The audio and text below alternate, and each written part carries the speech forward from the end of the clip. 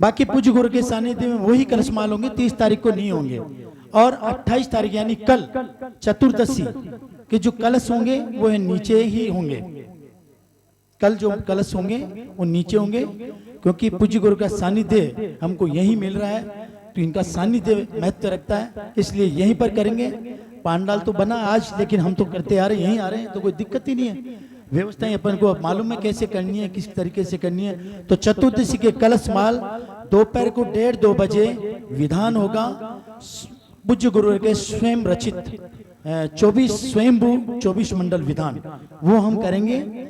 जितने लोग आ जाएंगे, चाहे 5 जोड़े आए हो, चाहे 10 जने आए, चाहे 15 जने, जिससे प्रारंभ कर देंगे भक्ति भाव के साथ में, क्योंकि विक्की भैया के भजनों का आनंद लेना है तो समय पर सब आ जाना। हम प्रारंभ कर देंगे, ये जरूर इंतजार नहीं करेंगे कि वो आएंगे तो हम रुकें, समय पर प्रारंभ कर देंगे और समय पे कलश माल होंगे, क्योंकि शाम को बहुत व्यवस्थाएं हैं। और पूज्य गुरु का नीचे जो अभी जो गुरु भक्ति हो रही है, हाथों हाथ वहीं पे नीचे संपादित हो जाएगी, ठीक है ना। तो आप सबको ध्यान रहे, इस चीज का समय में परिवर्तन कर दिया गया है, यानी कार्यक्रम में परिवर्तन कर दिया गया है। 30 तारीख को केवल मात्र प्रोग्राम इतना ही है कि पूज्य गुरु के साथ में मंगल विहार में चलना है दुर्गापुरा के लिए, ठीक है ना। और शाम को वहां कलश माल होंगे, अगर कोई चलना चाहे तो वहां पर दुर्गापुरा भले ही चले, कोई दिक्कत वाली बात नहीं है। यहां पर नहीं होंगे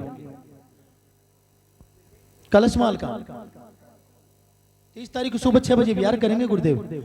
आपको सबको बता दूं, ठीक समय पे आना 6 बजे। वहां से लाने की जिम्मेदारी हमारी है, बसों के द्वारा आपको यहाँ पर हम पहुंचाएंगे। आप पैदल विहार करें, रास्ते में भी 1-2 चीज गाड़ी यहाँ चलेगी। अगर कोई मान लो कि बुजुर्ग महिलाएं हैं, उनके भाव है, आधा किलोमीटर चले, बैठने की इच्छा हो तो उनको बिठाने की व्यवस्था हम करेंगे, कोई दिक्कत वाली बात नहीं है। बस ये है भोजन की नहीं, वहाँ अल्पाहार की व्यवस्था है फिलहाल, तो संकेत यही है, फिर आगे देखो क्या होता है। बाकी आप सबको ये जानकारी रहेगी, 30 तारीख को आपके लिए सारी व्यवस्थाएं रहेगी। वहां से यहाँ तक लाने की भी हम व्यवस्था करेंगे बसों के द्वारा, कोई भी कुछ भी साधन करें, लेकिन ज्यादा से ज्यादा लोग हमको चलना है, ठीक है ना। और आगामी जो अनुष्ठान हो रहा 15 तारीख से 24 तारीख तक, उसमें कल मीटिंग हुई थी, आसपास के अध्यक्ष मंत्री वहां पर मौजूद थे, और किसी ने 15 जोड़े लिखाए, किसी ने 25 लिखाए, किसी ने 30 लिखाए, किसी ने 20 लिखाए। हमारी संख्या कम नजर आई, इसलिए हमने बताया नहीं उनके सामने, क्योंकि अच्छा भी नहीं लग रहा था, क्योंकि उनसे ज्यादा कम थी संख्या। लेकिन संख्या हमको बढ़ानी है, तो विचार कर लेना, एक संकल्प कर लेना, चिंतन करना है। और उस विधान में जोड़े के साथ में स्वतंत्र मंडल विधान बुक कराते हुए 51 रुपए की राशि देकर, उसमें आपको 2 दुपट्टे मिलेंगे और 2 साड़ी मिलेगी, मुकुट माला और सात्विक भोजन वहीं पर मिलेगा। और 15 या 20 जोड़े हो जाते हैं तो आपके लिए गाड़ी की व्यवस्था रहेगी, यानी बस की व्यवस्था होगी, वो भी निःशुल्क आयोजन समिति द्वारा रहेगी। तो इसलिए सारी व्यवस्थाएं आपके समक्ष रख दी गई है, लेकिन ये चीजें आपको अपनी स्वीकृति के साथ में हमको बतानी होगी, ताकि आगे की व्यवस्थाएं हम सुचारू रूप से कर सके। धन्यवाद, जय जिनेंद्र।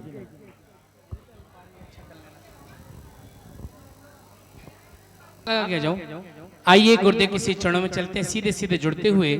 जिसकी जिज्ञासा, थोड़ा सा भैया आगे हो जाइए, भैया थोड़ा सा आगे हो जाए प्लीज। भैया माइक देना, माइक दो जल्दी से। और भी जिसकी जिज्ञासा हो, हाँ जी, एक साथ जिसकी जिज्ञासा हो, मैं अपने आप ही तुरंत खड़े होकर के पूछ लेंगे। आप जिज्ञासा के लिए यहाँ तक आए, जब तक सूचना और दे दूं, यहाँ के बाद में प्रतिदिन की तरह वहाँ आरती भी होगी भक्तिभाव के साथ में। सौदरविंद्र और शांति धारा परिवार पहले पहुंच जाएंगे शीघ्रता के साथ में, ताकि समय पर सुचारू रूप से चालू हो सके।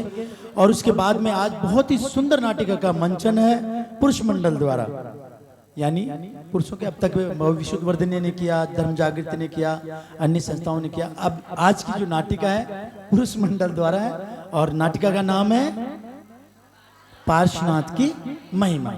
धन्यवाद। नमोस्तु गुरुदेव, नमोस्तु गुरुदेव, नमोस्तु गुरुदेव। संभवत है इस छत्र की मेरी अंतिम जिज्ञासा मैं आपके सामने प्रस्तुत कर रहा हूं। हमारे भगवान सर्वज्ञ, हितोपदेशी व वीतरागी है, ना वो कुछ ले सकते हैं ना ही वो कुछ देते हैं, फिर भी हम सब एक याचक की भांति रोज उनके सामने पूजा अर्चना करते हैं और सांसारिक व आत्मिक सुखों के लिए प्रार्थना करते हैं। मेरी जिज्ञासा यह है कि गुरुदेव, यदि हमारे कोई रुके हुए काम जिनेंद्र देव या गुरुदेव के समक्ष जाने से हो जाते हैं तो हम कहते हैं ये सब गुरुदेव की या जिनेंद्र प्रभु की कृपा है।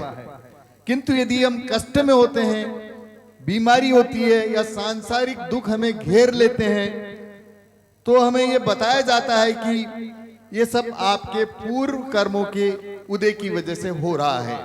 तो इन दोनों बातों को किस प्रकार से अध्यात्म की भाषा में समझा जाए, कृपया मार्गदर्शन करें। नमोस्तु नमोस्तु नमोस्तु।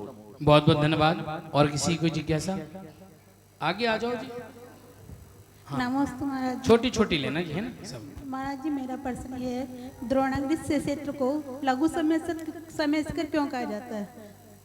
कृपया। ठीक। नमोस्तु गुरुदेव, नमोस्तु नमोस्तु।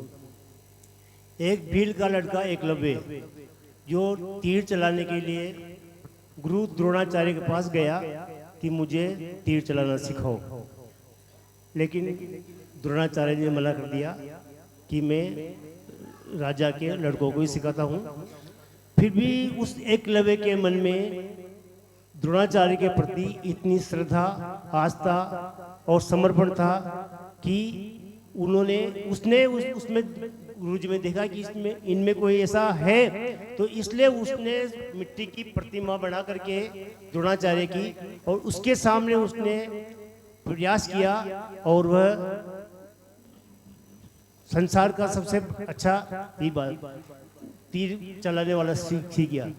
लेकिन जब गुरु के पास गया और गुरु के पास गया और बात इसकी आई कि गुरु दक्षिणा देने की, तो द्रोणाचार्य ने दायां हाथ का अंगूठा एकलव्य से मांग लिया और उसने दिया। तो मेरा जो गुरुदेव बहुत ही सटीक जो आप देते हैं, शंका का समाधान करते हैं, तो इस शंका का समाधान आप करें कि गुरुजी उन्होंने अंगूठा क्यों मांगा?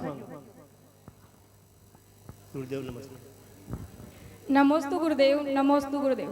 गुरुदेव, मेरी शंका ये है कि जो ये आजकल समाज वाले बड़े बड़े बैनर बना देते हैं, उसमें भगवान की तस्वीर भी होती है, गुरुदेव की तस्वीर भी होती है। वो गुरुदेव की तस्वीर काम हुआ आड़ी गिरती रहती है, टेढ़ी गिरती रहती है, हवाई इधर गिरती है उधर गिरती है। आजकल शादी के कार्डों में भी भगवान की तस्वीरें छपवा देते हैं। मंदिर की पर्ची हुई, उसमें भी भगवान की तस्वीर छपवा देते हैं। मंदिर की पर्ची कट गई, उसका काम अपना हो गया।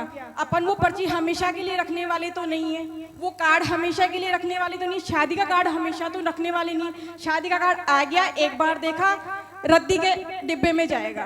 तो गुरुदेव, मेरी शंका ये है कि अगर उसमें भगवान की तस्वीर है तो वो दोष छपवाने वाले को लगेगा, या जिसके पास कार्ड आया है, जिसके पास पर्ची आई है, तो वो दोष हमें लगेगा। नमोस्तु गुरुदेव। बहुत बढ़िया। एक बार ताली तो बजाओ सबके लिए। हाँ, आइए सभी जिज्ञासाओं के लिए समान छोटी सी पूछना भाई। आ जाओ, तुम भी पूछ लो, है ना। लो भैया यहीं से पूछो। नमस्ते गुरुदेव। गुरुदेव, मेरा प्रश्न यह है कि गुरु आचार्यों के सिर्फ 108 गुणी क्यों होते हैं? आइए हम गुरुदेव के श्री चरणों में चलें, गुरुदेव की वाणी का श्रवण करने। हाँ, कहीं बैठ जाओ भाई, किसी के ऊपर मत बैठना बस। हाँ, जयकारा गुरुदेव का। परम पूज्य पुष्पगिरी तीर्थ प्रणेता गणाचार्य श्री पुष्पदंत सागर जी गुरुदेव की। परम पूज्य संस्कार प्रणेता ज्ञान योगी जीवन आशा हॉस्पिटल प्रणसोद आचार्य भगवान श्री सौरभ सागर जी गुरुदेव की। जयकारा गुरुदेव का।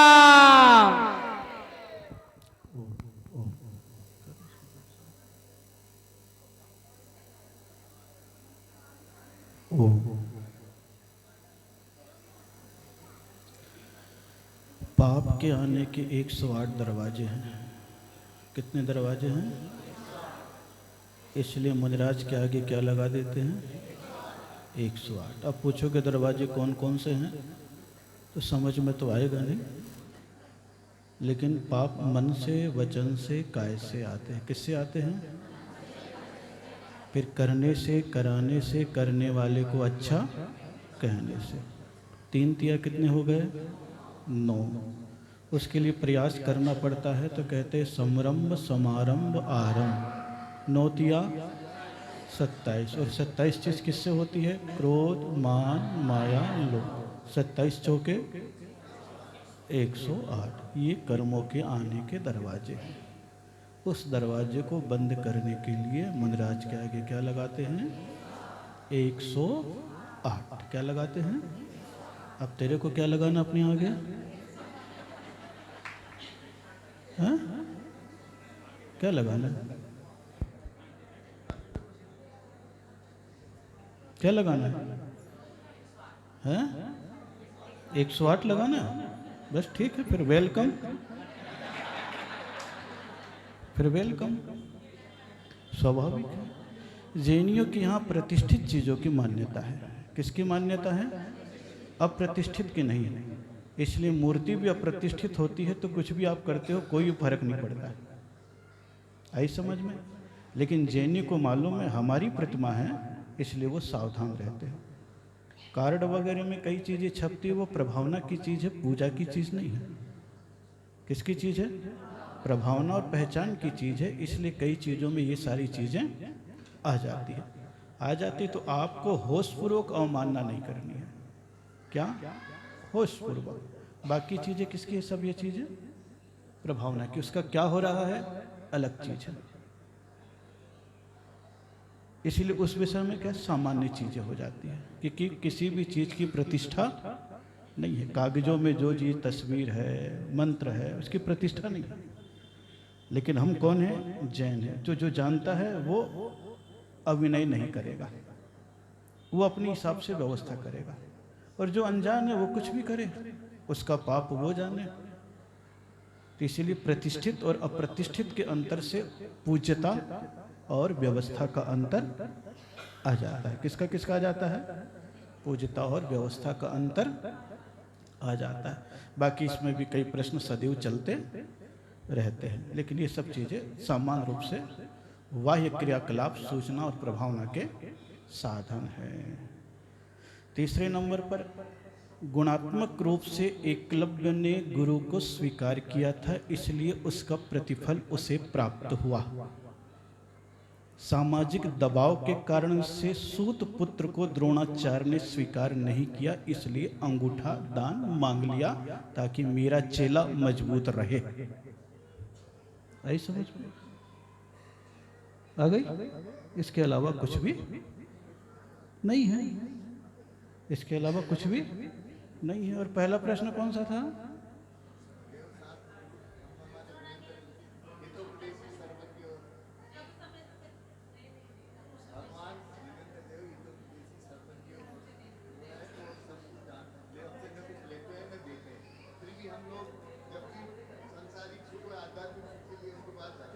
हमारे जब काम हो जाते हैं, अगर वो कहते हैं कि ये भगवान की कृपा से हुआ है, और काम नहीं अगर भूख पाते हैं तो कहते हैं हमारे कर्म फल गए। तो इन दोनों बातें जैनियों में सबसे पहले कहा गया है अपने पाप को स्वयं स्वीकारो। क्या करो? इसलिए जब कर्मोदय होता है तब क्या कहते हैं? हमारा दोष है। और दूसरे नंबर पर यह कहा गया है कि तुम्हें अपने कृत्यों का घमंड न हो जाए, इसलिए श्रेय अपने प्रभु को दे दो, अपने गुरु को दे दो, अपने बड़ों को दे दो। किसको दे दो? अपने प्रभु को, अपने गुरु को या अपने बड़ों को। भैया उनकी कृपा से हुआ है, तब तुम्हारे भीतर घमंड का भाव पैदा नहीं होगा। और जब गलत कृत्य हो जाए, पाप उदय आए, तो कहो मेरा ही दोष था, दूसरे को दोष देने से कोई फायदा। ये विवेकशीलता है। क्या है ये? श्रेय बड़ों को दो और त्रुटि स्वयं स्वीकारो, तो तुम्हारा सुधार होता जाएगा और अच्छे कृत्य करने के बाद घमंड भी नहीं आएगा। द्रोणागिरि को तो सामान्य रूप से, क्योंकि 3.5 करोड़ मुनिराज मोक्ष गए, जंगल पर्वत था, इसलिए उसको भी क्या कह दिया? लघु सम्मेद शिखर। क्या कह दिया? लघु सम्मेद शिखर। और जब वहाँ पर गए थे आज से 13 साल पहले, कब गए थे हम? 13 साल पहले गए थे, तो लघु सम्मेद शिखर नाम था। तो वहाँ पर फिर 24 टोक भी बनवा दिए। कितने बन गए? 24 टोक, और जिस पेड़ के नीचे भगवान मोक्ष गए वो पेड़ भी लग गए। तो फिर वो सम्मित शिखर का रूप हो गया, क्योंकि 70 मंदिर हो गए, 24 टोक हो गए। इस प्रकार उसको सामान्य रूप से क्या कहने लग गए? लघु सम्मित शिखर। ऐसे ही मांगी तुंग को भी कहते हैं दक्षिण का सम्मित शिखर। उस तरफ दक्षिण हो जाता है, इधर पूरब पश्चिम उत्तर, तो मांगी तुंग कहते वो मोक्ष गए, इसलिए सम्मित शिखर का मतलब सम्यक्त का शिखर है। इस प्रकार तीनों प्रश्न समाप्त हुए, चारों प्रश्न समाप्त हुए। चलिए, लहराता उपवन है पुष्पदन